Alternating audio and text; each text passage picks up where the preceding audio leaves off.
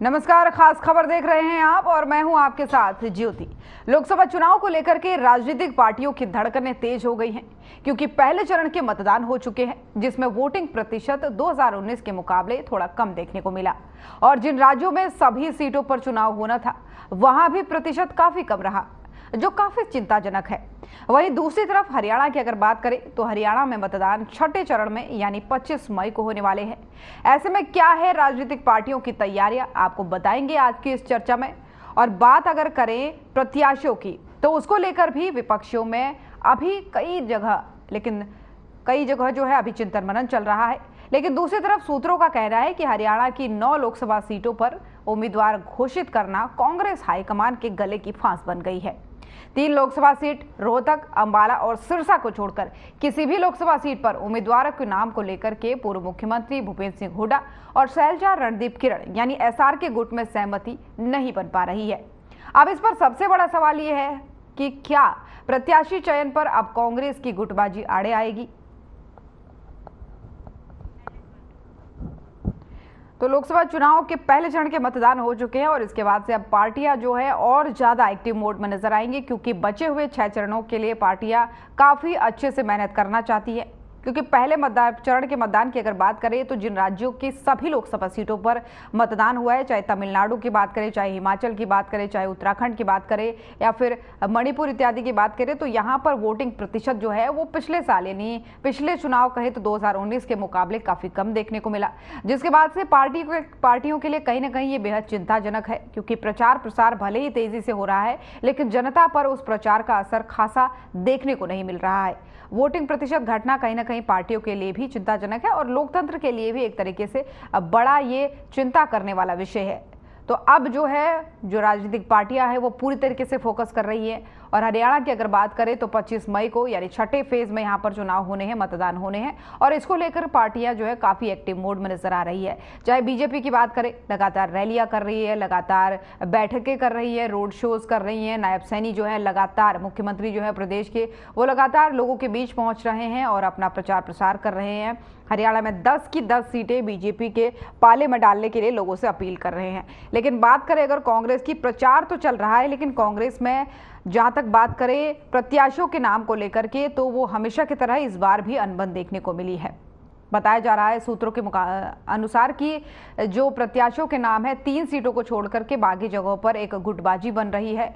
बड़े नेता जो हैं कांग्रेस के उन पर बीच में सहमति नहीं बन पा रही है प्रत्याशियों के नाम को लेकर के, तो ये पार्टी के लिए चिंता का विषय है क्योंकि बाकी जो है इनेलो की बात करें तो इनेलो भी अपने 3 प्रत्याशियों के नाम का ऐलान कर चुकी है और जेजेपी की अगर बात करें जननायक जनता पार्टी वो भी 5 प्रत्याशियों के नाम का ऐलान कर चुकी है। लेकिन कांग्रेस की अगर बात करें तो गठबंधन में होने के बावजूद भी वो एक भी सीट पर ऐलान नहीं कर पाई है।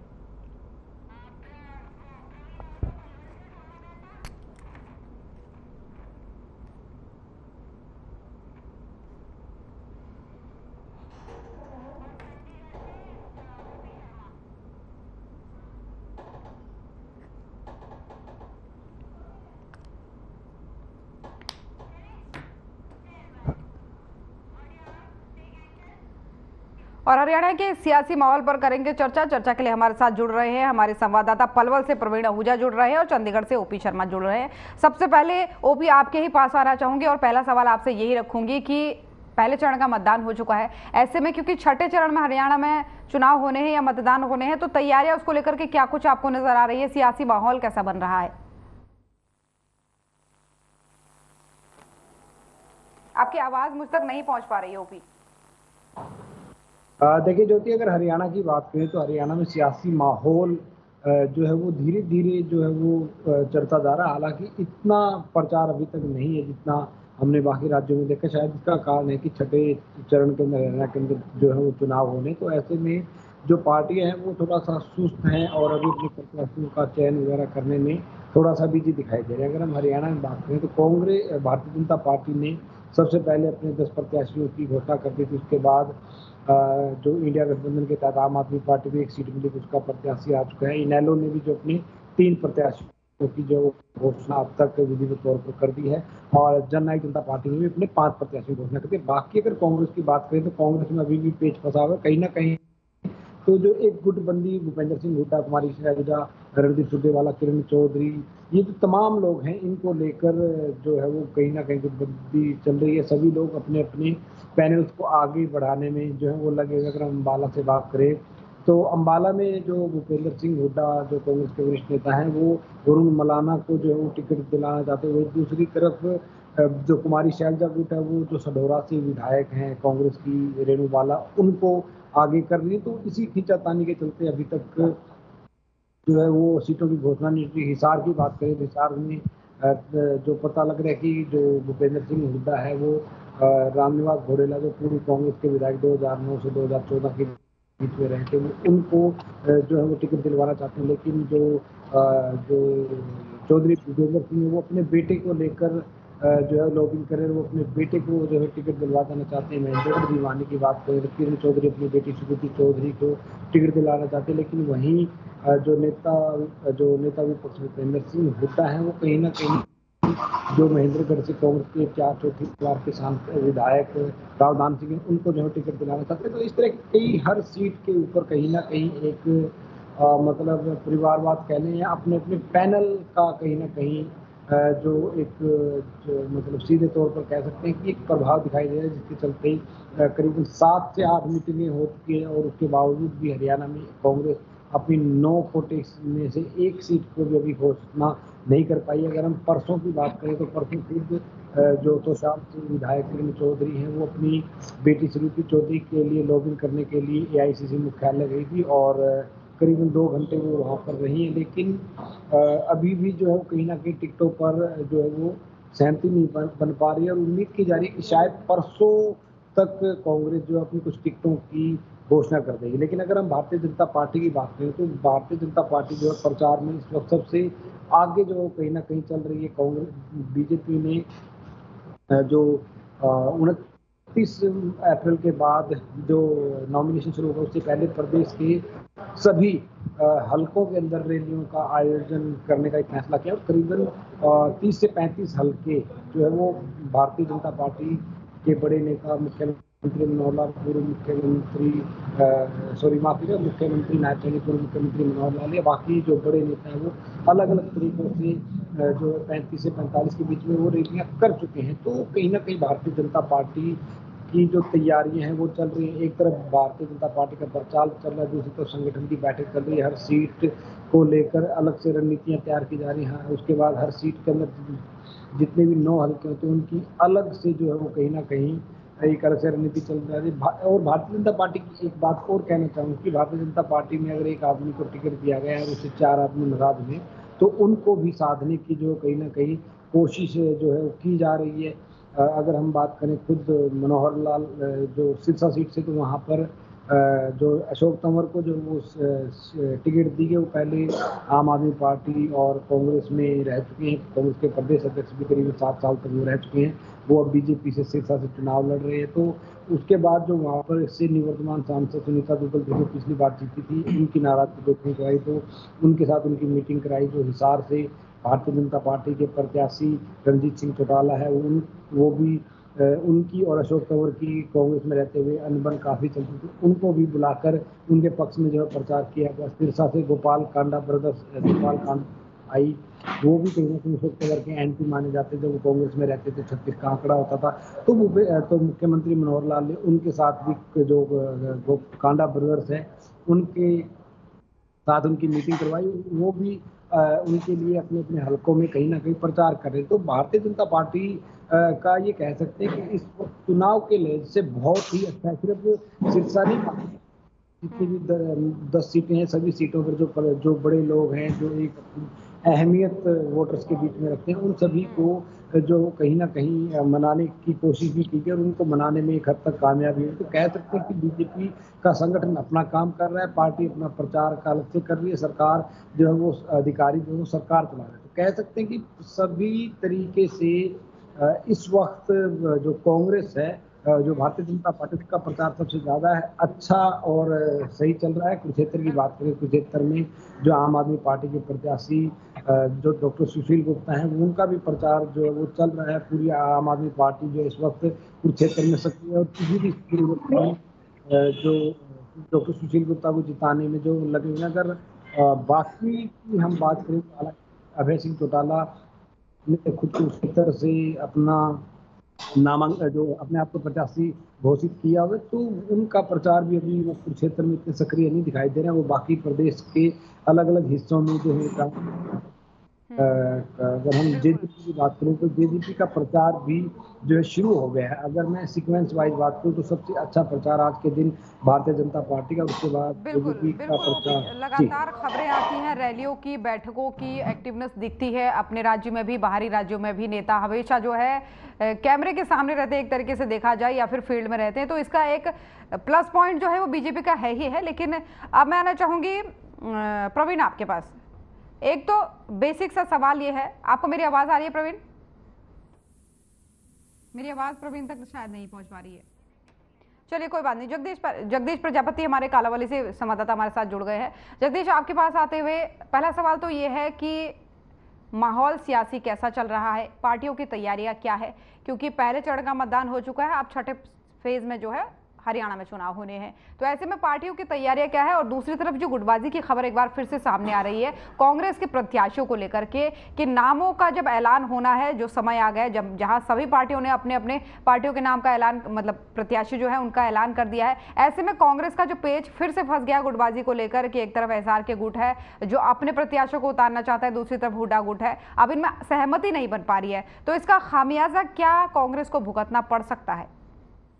जी बिल्कुल ज्योति, जैसे कि लोकसभा चुनाव को लेकर छठे चरण की बात करें, हरियाणा में छठे चरण को लेकर चुनाव है, तो उसको लेकर भाजपा की बात करें तो जो 10 के 10 प्रत्याशी उनकी ओर से उतारे गए हैं। हालांकि प्रत्याशी उतारने से पहले भाजपा की ओर से जो कार्यालय खोल दिए गए हैं, उसको लेकर कहीं ना कहीं भाजपा को जो प्लस पॉइंट होता नजर आ रहा है, क्योंकि भाजपा के जो प्रत्याशी उतारे गए हैं चुनाव मैदान में उतर चुके हैं। वही लहलों की बात करें तो लहलों की ओर से 3 और जिसपा की बात करें तो जिसपा की 5 जो प्रत्याशी उतारे गए हैं। कांग्रेस की बात करें तो गुटबाजी जरूर देखने को मिली थी, लेकिन हमारे सूत्रों के हवाले से बड़ी खबर जो थी बता दूं कि आज से रात्रि जो 8 से 10 बजे के बीच में है, 9 की जो 9 जो लोकसभा है उनकी सीट है जो टिकटा है अटल, जो आज 8 से 10 के बीच में रात्रि जो कटके है वो चलेंगे। कहीं ना कहीं आज जो बैठकों का दौर है वह जारी है और आज लिस्ट जारी हो जाएगी। अगर सिरसा जिला की बात करें तो हमारे कंफर्म सूत्रों के अनुसार जो कुमारी शैलजा प्रत्याशी सिरसा उतारी जा रही है, और कुमारी शैलजा जो है कल सिरसा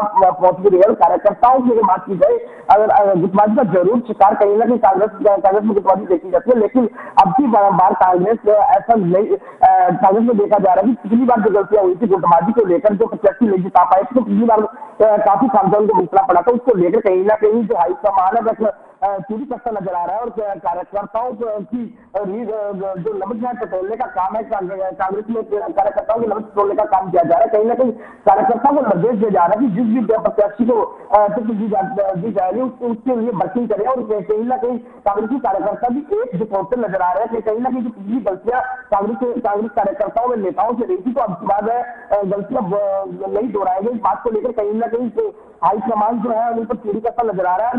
बात करें एलएनओ की, तो एलएनओ भी अभी कमान करते हुए कहीं ना कहीं कुरुक्षेत्र से जो अभय सिंह चौटाला चुनाव मैदान में है। और सिरसा की बात करें तो सिरसा जो है एलएनओ की ओर से डॉक्टर सीताराम को प्रत्याशी के रूप में उतारने की कवायद जो शुरू हो चुकी है। 1 या 2 दिन में एलएनओ की दूसरी लिस्ट जारी होने वाली है। वही जेजेपी की बात करें तो जेजेपी की ओर से जो बड़ौदा के विधायक 3 बार विधायक रहे हैं, उनको जो दलित समाज से बिलोंग करते हैं उनको लोकसभा प्रत्याशी उतारा गया है। देखने को मिला था कि सिरसा जिला की बात करें ए और बी समाज के लोगों की मांग थी कि उनके समाज के लोगों को टिकट दिया जाए, तो जेजेपी की ओर से जो एसटी समाज दादानी बिरादरी के वोट को लुभाने का काम है जो जेजेपी की ओर से किया जा रहा है, जेजेपी की ओर से किया जा रहा है। कहीं ना कहीं देखा जा रहा है कि जेजेपी भी मैदान में सिरसा प्रचार के लिए मैदान में उतर चुके हैं, तो कहीं ना कहीं जेजेपी के कार्यकर्ताओं में भी काफी उत्साह देखने को मिला होती है। ठीक है जगदीश, बने रहेगा हमारे साथ। प्रवीण भी जुड़ चुके हैं। प्रवीण, मेरी आवाज आप तक पहुंच पा रही है? जी। सवाल मेरा सबसे बेसिक सवाल तो यही है कि राजनीतिक माहौल वहां का क्या चल रहा है, पार्टियों की तैयारियां क्या है, क्या कुछ वो कर रही है, लेकिन इससे एक अहम सवाल ये बनता है कि जब हम हरियाणा की बात करते हैं तो हरियाणा में सबसे अहम मुद्दा है किसानों का। जब तक किसान खुश नहीं होगा, जब तक किसानों को उसकी चीजें नहीं मिलेंगी, बेसिक सुविधाएं नहीं मिलेंगी, तब तक एक बड़ा वोट बैंक किसानों का किसी के भी पाले में नहीं जा सकता। तो ऐसे में किसानों की अनदेखी करते हुए पार्टियां क्या आगे निकल सकती हैं? इस फैक्टर को थोड़ा सा समझाइए। ज्योति, सबसे पहले बात कर लेते हैं हम चुनावों को लेकर। चुनाव जो है पहला चरण हो चुका है। 21 राज्यों में लगभग 102 सीटों पर कल मतदान पूरा हो चुका है। इसमें सबसे बड़ी जो बात आती है वोट परसेंटेज, यानी कि मत का जो प्रतिशत है वो पिछली बार की अपेक्षा इस बार वो कटौती में आया है, घटत हुई है, जिसको लेकर तमाम पार्टियों में, खासकर जो सत्तारूढ़ पार्टी है उन्हें तो खासकर चिंता सताने लगी है कि अगर परसेंटेज इस तरह से टूटने लगी। अभी तो 6 चरण बाकी हैं और हरियाणा का जो है 25 मई को छठे चरण में चुनाव होना, तो अभी तो बहुत समय बाकी है। अगर लगातार बीच में और भी चरण है, कहीं ना कहीं अगर परसेंटेज टूटती है तो स्वाभाविक है सभी पार्टियों को चिंता का विषय बन जाएगा। वहीं बंगाल राज्य की बात लेते हैं, जैसे हर बार कहा जाता है कि खेला हो गया, इस बार में वाकई ही पहले चरण में जो था वो खेला हो गया और एक चिंता का विषय बन गया कि इतने अच्छे प्रतिशत में वहां वोटिंग हुई है जो अन्य राज्यों में इतनी अभी तक नहीं हुई है, जो कि एक बहुत बड़ा चिंता का विषय बन गया। वहीं बात कर लेते हैं किसानों को लेकर। किसान अगर पीड़ित है तो उसकी कहना कहीं सुनवाई नहीं है, तो स्वाभाविक है अन्य पार्टियों को भी कहना कहीं इसका खामियाजा उठाना पड़ेगा, क्योंकि किसानों की अनदेखी सभी के लिए नुकसानदायक होगा। तो किसानों का जो है वो भरपाई करना सभी के लिए बेहद जरूरी है। लेकिन राजनीतिकरण से बात करते हैं तो कहना कि किसान लगातार प्रोटेस्ट भी करते रहे, सरकार कहीं इनकी मांगे पूरी कर भी पाई है और कहीं हो भी नहीं पाई है, कहीं मांगे इनकी अधूरी भी रहेगी, जिसको लेकर किसान अब भी लगातार मांग कर रहे हैं। अभी भी हाल ही में कहने की किसानों के द्वारा जो है किसान कहना कि अपनी बैठक करके सरकार को चेताने का भी प्रयास कर रहा है, क्योंकि चुनाव चल रहे हैं और चुनाव भी ऐसी चल रही है। वहीं बात कर लेते हैं लगातार जो लोग अपनी पार्टियों के जो उम्मीदवार है, सबसे बड़ी बात है कि अभी एक ही पार्टी का जो सबसे आगे कैंडिडेट आगे चला, लेकिन अन्य जैसे इनेलो ने जो अपने कैंडिडेट उतारे हैं, जेजेपी ने उतारे, इनेलो ने 3 उतारे हैं, तो जेजेपी ने 5 उतारे। तो अभी जो कांग्रेस पार्टी है उनकी अभी तक तो कहीं भी आपसी फूट के कारण जो अभी तक कोई भी रिजल्ट सामने नहीं आ पा रहा, क्योंकि बताया जा रहा है कि जो लिस्ट फाइनल होनी है, जो संशय बना हुआ है, वो अभी तक जो है जो केंद्रीय राष्ट्रीय अध्यक्ष हैं कांग्रेस पार्टी के खड़गे, वो इसमें बिहार के दौरे पे, जब तक वो दिल्ली नहीं लौटेंगे तब तक इस लिस्ट का कोई भी फाइनल नहीं हो पाएगा। तब तक तमाम जो संभावित उम्मीदवार हैं उनकी लिस्ट जारी नहीं हो पाएगी। ये एक बहुत बड़ा चिंता का विषय बन गया। हालांकि कांग्रेस एक बड़ी पार्टी है, लेकिन उसके को लेकर के प्रवीण अभी ओपी बता भी रहे थे कि हो सकता है मंडे तक यानी सोमवार तक इसकी कुछ संभावनाएं सामने आए या लिस्ट सामने आए। बने रहिएगा आप। लेकिन ओपी, ये फैक्टर आपसे भी समझना चाहूंगी।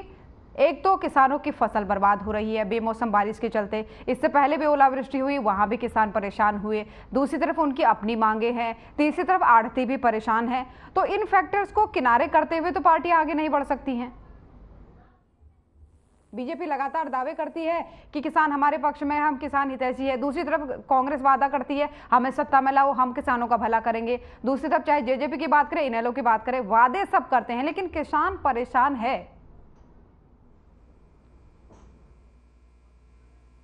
आपकी आवाज नहीं पहुंच पा रही है ओपी, आपकी आवाज ओपी मुझ तक नहीं पहुंच पा रही है।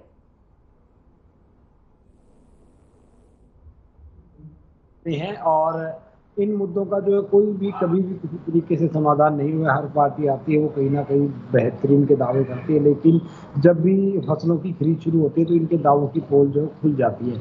लेकिन किसानों को लेकर सभी लोग अपने दावे करते हैं, तो दावे करना सबका लोकतंत्र में अधिकार होता है, लेकिन फैसला जो है किसानों को करना। अगर हम किसानों को लेकर बात करें कांग्रेस और भारतीय जनता पार्टी की, दोनों ने अपने अपने घोषणा पत्र जो है जारी कर दिए और दोनों के घोषणा पत्र थोड़े से अलग हैं। और कुछ मायने में कहें तो कांग्रेस का जो मैनिफेस्टो है वो अच्छा है और कुछ मायने में कहें तो भारतीय जनता पार्टी का जो मैनिफेस्टो अच्छा है। सबसे पहले मैं बात करूँगी, किसान अक्सर स्वामीनाथन आयोग की सिफारिशों के आधार के ऊपर एमएसपी जो निर्धारित करने की मांग करते हैं, लेकिन भारतीय जनता पार्टी की मैनिफेस्टो की बात करें तो उनका कहना है कि वो एमएसपी को बढ़ाएंगे, लेकिन कैसे बढ़ाएंगे, किस फॉर्मूले में बढ़ाएंगे, उसकी जो कहीं ना कहीं कमी दिखाई दे रही है। लेकिन कांग्रेस ने साफ लिखा है कि स्वामीनाथन आयोग की सिफारिश के हिसाब से जो काम किया जाएगा। एक कर्ज माफ, किसानों का जो कर्ज माफी की एक बड़ी योजना जो सालों से रही है, विपक्ष कहता है कि जब मोदी सरकार कॉर्पोरेट का लाखों करोड़ों का कर्ज माफ कर सकती है, क्या किसानों का कर्ज माफ नहीं किया जा सकता?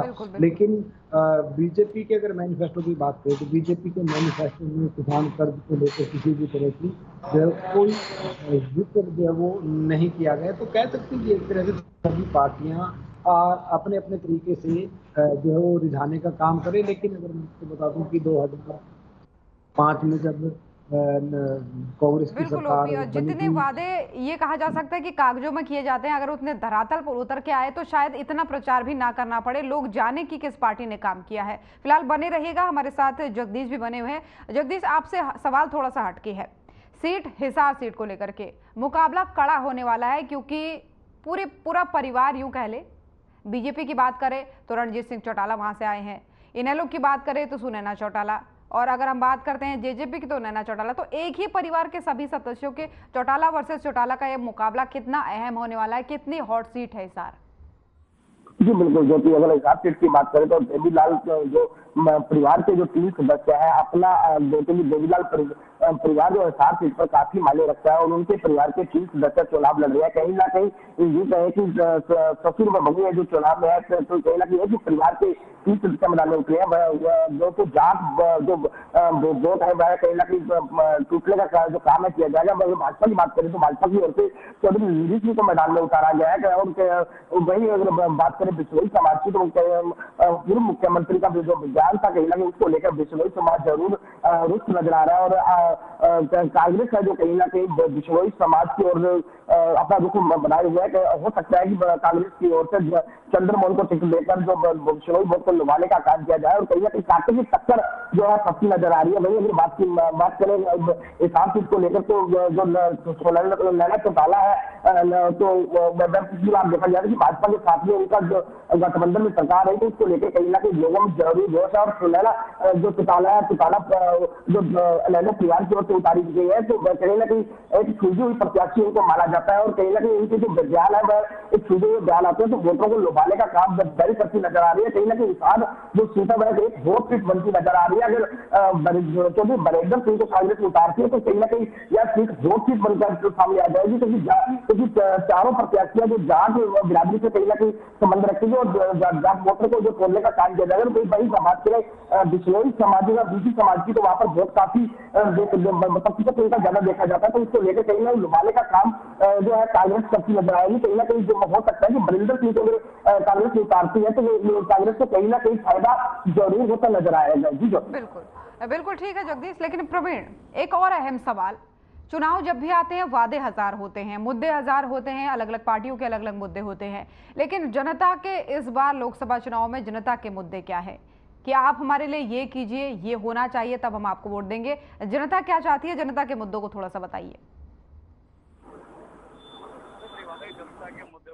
अपनी चीज जनता ये चाहती है कि जो कम रेटों पे उसे बिजली मिले, अच्छे से अच्छा पीने को पानी मिले, तमाम जो रिहायशी है मकान वो मिले, लेकिन तमाम सुविधा पूरी नहीं मिल पाती क्योंकि तमाम जितनी पार्टियां हैं सभी लोग वायदा करते रहते हैं। पूरे 5 साल का जब समय पूरा हो लेता है तब कहीं ना कहीं जाके थोड़ा बहुत कुछ करके दिखा दिया जाता है जिससे आम लोगों को लुभावने का प्रयास किया जाता है। वो स्थिति लगातार चली आ रही है और वो स्थिति आगे चलती रहेगी। कहने की जनता हमेशा कोई सी भी पार्टी है जो हमेशा ठगा महसूस करती है, उसके तमाम जो उसकी जो मूलभूत सुविधा है वो उन्हें नहीं मिल पाती है, लेकिन कहीं ना कहीं वो हमेशा ठगा महसूस करते हैं। इस बार भी वही लग रहा है कि तमाम वायदे तो सभी पार्टियां कर रही हैं और बड़े बड़े वायदे जैसे लुभाने का जो तरीका होता है वो भी पूरा किया जा रहा है, लेकिन आम जो सहूलियत है वो आम लोगों को अभी तक पूरी नहीं मिल पाई है। सबसे पहले बात करें किसान लगातार अपने लंबे समय से अपनी आवाज को उठा रहा है, लेकिन किसानों की जो मांग है वो अभी तक पूरी नहीं की गई। तमाम उसके जो अन्य जो मतदाता है नागरिक हैं यहाँ के, वो भी उनकी भी पुरानी मांगे हैं वो भी पूरी नहीं हो पा रही। तो ये तमाम जो चीजें ये कहीं ना कहीं आने वाले चुनाव में जो है वो जरूर तंग करती है, जिसको लेकर लोग भी परेशान है कि तमाम जो बड़े बड़े नेता हैं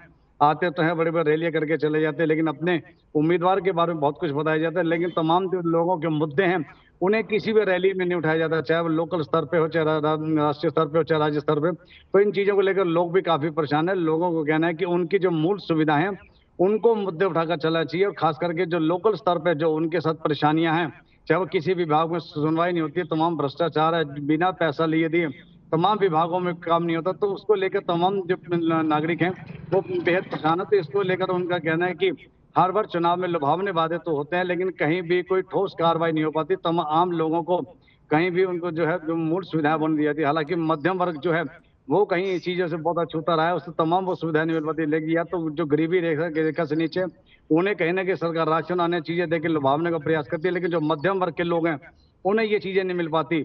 अपर जो लेवल के लोग हैं वे तो अपना चलो गुजारा कर लेते हैं, लेकिन मध्यम परिवार हमेशा इसमें पिसता है। तो उससे मध्यम परिवार के जो नागरिक हैं वो बेहद परेशान है। उनका कहना है कि हर बार अब भी वही चुनाव आ गए हैं, 2024 का चुनाव है, लुभावने वादे चल रहे हैं, लेकिन बिल्कुल बिल्कुल सही बात है प्रवीण। यानी मूलभूत सुविधाएं जब तक लोगों को उपलब्ध नहीं होंगे तब तक पार्टियां भले ही कितना प्रचार कर ले, कितने ही मुद्दे अपने सामने रख ले, उसका कोई फायदा होने वाला नहीं है। फिलहाल आप सभी का बहुत बहुत धन्यवाद हमारे साथ जुड़ने के लिए और तमाम सारी जानकारियां दर्शकों से शेयर करने के लिए। तो खास खबर देख रहे थे आप। बुलेटिन में फिलहाल इतना ही। नमस्कार।